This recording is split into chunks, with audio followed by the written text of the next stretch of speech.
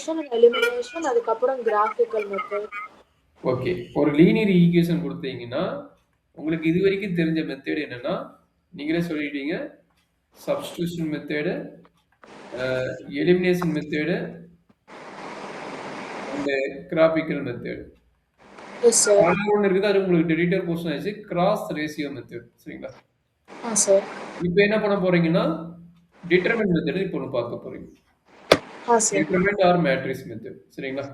Sir. Sir ஒரே செகண்ட்ங்க. Charger மட்டும் எடுத்துருக்கேன். ஒரே ஆ, செகண்ட். ஆ, ஆ, ஆ.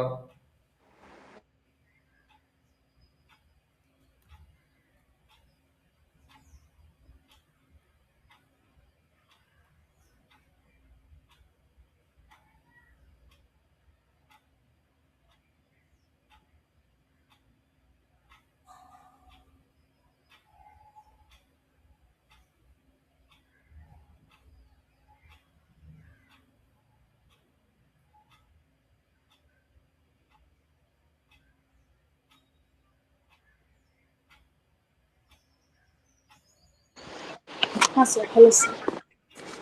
ஓகே. இப்ப பார்க்கக்கூடியது ஒரு ஈக்குவேஷன் சால்வ் பண்ண, லீனியர் ஈக்குவேஷன் சால்வ் பண்ண நம்ம என்ன மெத்தடுக்கு மூவ் பண்றோம்? ஹையர் ஸ்டடீஸ் வந்துட்டீங்க. அதனால வந்து நம்ம இப்ப டிட்டர்மினன்ட் மெத்தட் பார்க்க போறோம். சரியாம்மா? Okay sir.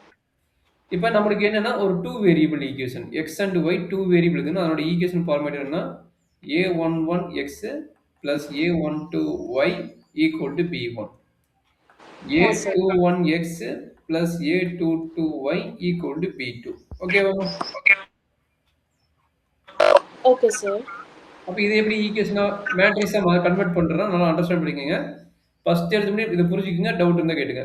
ஃபர்ஸ்ட் ஒன் வந்து x ஓட கோஎஃபிஷியன்ட், செகண்ட் வந்து y ஓட கோஎஃபிஷியன்ட். சரிங்களா?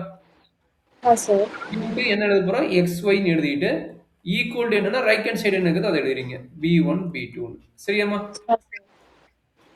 இப்ப x ஓட கோஎஃபிஷியன்ட் என்னடா கண்ணு? x ஓட coefficient a11 a1 a21 a22 அவ்வளவுதாம்மா. இதுதான் x ஓட கோஎஃபிஷியன்ட். சரியாம்மா?